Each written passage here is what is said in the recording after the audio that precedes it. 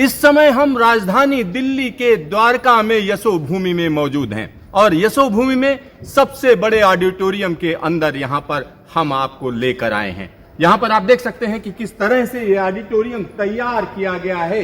एक भव्य ऑडिटोरियम है और इसकी तमाम खूबियां हैं। यहां पर मैं आपको बता दूं, जो सीटें आपको यहां पर सामने दिख रही हैं, इन सीट्स को पूरी तरीके से हम कह सकते हैं ऊपर ले जाया जा सकता है, नीचे ले जाया जा सकता है, एक फ्लैट सरफेस बन सकती है, अलग अलग तरीके के कॉन्फ़िगरेशन हो सकते हैं। यानी यह ऑडिटोरियम इस तरीके से डेवलप किया गया है कि इसमें तरह तरह के कार्यक्रम किए जा सकें। तो आखिरकार इस ऑडिटोरियम की खासियत क्या है, क्यों इसको ब्रह्म कमल कहा जा रहा है, इन सारी चीजों पर बातचीत करने के लिए हमारे साथ अभिषेक मल्होत्रा जी हैं। आइए सीधा उन्हीं से बात करते हैं। अभिषेक जी, न्यूज स्टेशन में आपका स्वागत है। सर, अगर हम इस ऑडिटोरियम की बात करें, आप इसको ब्रह्म कमल कह रहे हैं, क्यों ब्रह्म कमल कहा जा रहा है? देखिए, ब्रह्म कमल की क्या खासियत होती है, यह एक नायाब फूल है जो कि 12,000 फुट के ऊपर ही खिलता है। इसके फीचर्स बहुत यूनिक हैं। उसी तरह ये ऑडिटोरियम भी अपने आप में एक यूनिक ऑडिटोरियम है, जिसकी परिकल्पना आप समझ लीजिए कि जैसे ब्रह्म कमल की खूबियां हैं, एक यूनिक फूल है, वैसे ये ऑडिटोरियम भी बहुत यूनिक है। इसमें 6,000 सीटिंग कैपेसिटी है और ऐसा देखा गया है कि इस तरह की स्पेसेस जब बन जाती हैं, इनका यूज बहुत कम हो पाता है, क्योंकि ये स्पेसेस फिक्स सीटिंग की कैपेसिटी को ही ले सकती हैं। तो उस चीज़ को ओवरकम करने के लिए हमने इसमें एक यूनिक सिस्टम इंट्रोड्यूस किया, जो कि है रिट्रैक्टेबल सीटिंग सिस्टम। जैसे कि आप देख रहे हैं, यह पूरा एरिया जो कि वो ब्राउन सीट से नीचे वाला एरिया है, लगभग 2700 सीटें इसमें रिट्रैक्टेबल हैं। हम रिट्रैक्टेबल कहते हैं, इसका मतलब ये होता है कि ये सीट्स कोलैप्स करके ग्राउंड में जा सकती हैं, एक डिफरेंट कॉन्फ़िगरेशन क्रिएट कर सकती हैं। 10 विभिन्न कॉन्फ़िगरेशंस इस ऑडिटोरियम के हम लोग क्रिएट कर सकते हैं, जो कि डिफरेंट इवेंट्स में यूज में आ सकते हैं। उससे इसकी यूटिलिटी बहुत बढ़ जाती है। तो जो स्पेस कहिए कि जैसे साल में आप 50 दिन यूज कर सकते हैं, इस स्पेस को आप साल में 200 दिन यूज कर सकते हैं, 250 दिन यूज कर सकते हैं। जिसकी जैसी रिक्वायरमेंट है वो उस कॉन्फ़िगरेशन में हम इस हॉल को डाल सकते हैं। यानी अलग अलग कॉन्फ़िगरेशन में इसको बदला जा सकता है। यहाँ पर सीट्स की अगर हम बात करें तो मैं देख रहा था, सीट्स के नीचे एक ये वेंट दिया हुआ है जिसमें एक पंखा लगा हुआ है। अगर आप इसको दिखाएं तो इसमें अंदर एक पंखा लगा हुआ है। तो आखिरकार ये किस तरीके की व्यवस्था है कि इसमें एयर कंडीशनिंग जो है वो बॉटम से है, क्योंकि इस तरह के बड़े हॉल्स में अगर हम टॉप से एयर कंडीशनिंग करते हैं, उसमें इतना इम्पैक्ट नहीं आ पाता। जो यूज़र है वो नीचे होता है, तो उसके लिए एक एम्बिएंट एनवायरनमेंट क्रिएट करने के लिए इसकी जो कूलिंग है, complete air conditioning of this hall is from the floor level, bottom level.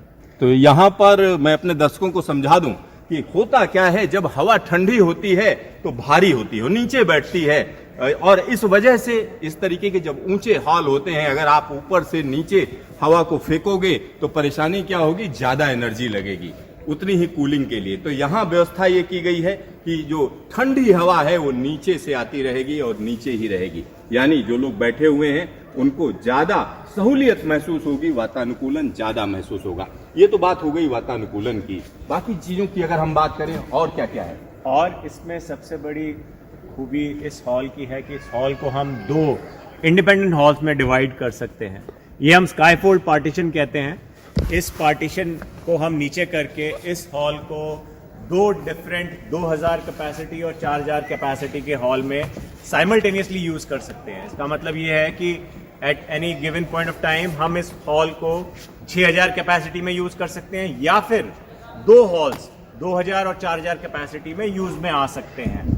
इनका पूरा सर्कुलेशन वैसे ही डिजाइन किया गया है, कंट्रोल रूम वैसे ही डिजाइन किया गया है, पीछे के ग्रीन रूम्स ऐसे डिजाइन किए गए हैं, सर्कुलेशन ऐसे डिजाइन किया गया है कि इस तरह के 2 हॉल्स को भी साथ के साथ यूज में लिया जा सके, जो एक बहुत यूनिक फीचर है और ऑडिटोरियम में ऐसा देखने को नहीं मिलता।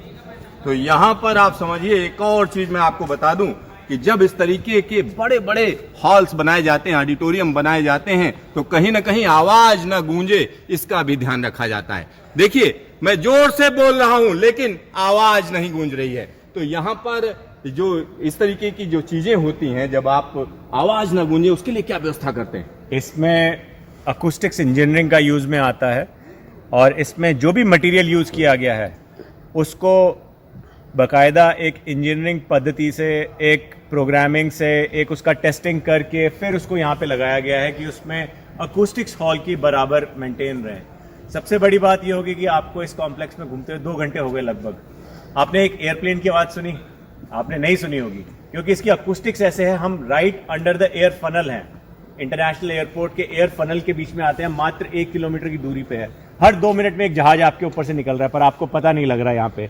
उसका कारण यह है कि इसकी जो अकूस्टिक्स डिजाइन करी गई है वो उस तरह से है कि बाहर का कोई भी शोर हॉल के अंदर ना आ सके। और यही खूबी इन दोनों हॉल्स की है कि जब दोनों फंक्शन हॉल में फंक्शन हो रहा है तो एक की आवाज दूसरे में नहीं जाएगी। तो उसको ही हम very properly and engineered acoustics कहते हैं। तो आप समझिए कि एक खास तरीके की इंजीनियरिंग का इस्तेमाल किया जाता है जिसमें आवाज न गूंजे, आवाज इधर से उधर न जाए। और यहाँ पर जो सीटिंग अरेंजमेंट है, अगर हम उसकी बात करें तो ये एक हम कह सकते हैं कंफर्टेबल है या नहीं है, इसको भी देखते हैं। तो यहाँ हम कह सकते हैं एक औसत दर्जे का व्यक्ति इसमें आराम से बैठ सकता है। थोड़ा सा कुशनिंग है पीछे। और बाकी चीजों की अगर हम बात करें तो खास तरीके का मटेरियल या इसी तरीके की सीटें क्यों चुनी गई? ये सीटें इसलिए चुनी गई हैं क्योंकि ये आपने देखा होगा कि ये इस सिस्टम पे माउंटेड हैं। तो इन सीट्स को नीचे भी जाना है, कोलैप्स भी करना है, ऊपर भी आना है और इस प्लेटफॉर्म पे भी लगना है। तो उन सब चीज़ों को इंजीनियर करते हुए इनको लगाया गया। ये जो आप गैप देख रहे हैं, ये गैप भी इंजीनियर्ड है। मतलब कि आधा सेंटीमीटर से ज़्यादा का गैप नहीं होना चाहिए इनके बीच में, तभी ये सीट्स नीचे जा सकती हैं। और इनका प्रिसिशन 0.4 mm तक है, जिससे ये जब कोलैप्स करे तो आपस में कहीं पे ये अड़े ना हो, कोई अड़चना ना हो इसके अंदर। अच्छा, एक और चीज अभिषेक जी है, जब इस तरीके की बड़ी गैदरिंग होती है, इस तरीके का ऑडिटोरियम होते हैं, तो उसमें कहीं ना कहीं फायर का भी ध्यान रखा जाता है कि अग्निशमन के क्या इंतजाम है यहाँ पर? अग्निशमन के इसके अंदर जो भी पैरामीटर्स हमारे एनबीसी में डिफाइन किए गए हैं नेशनल बिल्डिंग कोड में, और जो भी दिल्ली फायर सर्विसेज की रिक्वायरमेंट है, उन सभी को ध्यान में रख के इसके अंदर बनाया गया है। अगर हम फीचर्स की बात करें, सबसे पहला है ऑटोमेटिक स्प्रिंकलर्स, कि जो ऐसी परिस्थिति में अलार्म जब बजेगा तो स्प्रिंकलर्स अपने आप ऑन हो जाते हैं। दूसरा, इसके अंदर स्मोक कर्टन्स होते हैं जगह पे, जो स्मोक कर्टन नीचे आ जाते हैं, जिससे एक पोर्शन का धुआं दूसरे पोर्शन में ना जा सके। वो इस पूरे कॉम्प्लेक्स में जहां पे भी बड़े हॉल्स हैं, जैसे आपने ऑडिटोरियम में देखा, आपने एग्जीबिशन हॉल में देखा, हर जगह इन स्मोक कर्टन्स का यूज किया गया है। तो ये सब पैरामीटर्स मीट करते हैं, जो भी हमारे फायर रिक्वायरमेंट, स्टैट्यूटरी कंप्लायंस के लिए जो चीज़ें रिक्वायर्ड होती है, उन सबको इसके अंदर इनिशियल स्टेज से ही इनकॉर्पोरेट किया गया था। सर, एक और चीज, जब इस तरीके का ऑडिटोरियम होता है तो खास तरीके का जो हम कह सकते हैं कि ऑडियो सिस्टम होता है। मतलब जो लोग बोल रहे हैं और सुन रहे हैं, वो दोनों चीजें परफेक्ट होनी चाहिए। तो उसमें क्या ध्यान रखा गया है?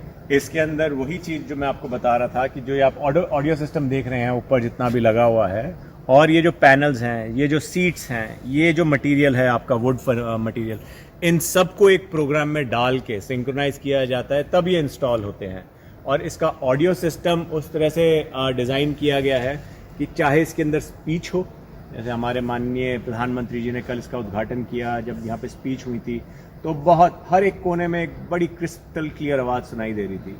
दूसरा, अगर इसमें मूवी चलानी है, आपको कोई थिएटर डिस्प्ले करना है, उसकी आवाज़ सिंक्ड है।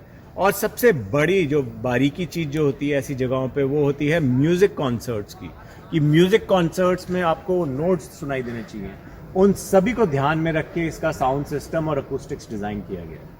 अभिषेक जी, आपका ढेर सारा धन्यवाद न्यूज स्टेशन से बातचीत के लिए। Thank you, thank you. तो यहाँ पर आप समझिए कि यह जो जगह बनाई गई है वो इंटरनेशनल एग्जीबिशंस के लिए, कॉन्फ्रेंसेज के लिए बनाई गई है। तो कहीं ना कहीं अंतर्राष्ट्रीय लेवल लाना है, तो उसकी पूरी तैयारी है। आने वाले दिनों की अगर हम बात करें तो माइस टूरिज्म की बात की जा रही है, यानी दुनिया का एक ऐसा हिस्सा जिसको हम कह सकते हैं जिसमें पैसा टूरिज्म में जो आता है, उसके एग्जीबिशंस का, मीटिंग्स का, कॉन्फ्रेंसेज का, तो उसके लिए भारत एक बड़ी जगह होने जा रही है। कैमरामैन शकील अहमद के साथ सिद्धार्थ, न्यूज स्टेशन, दिल्ली।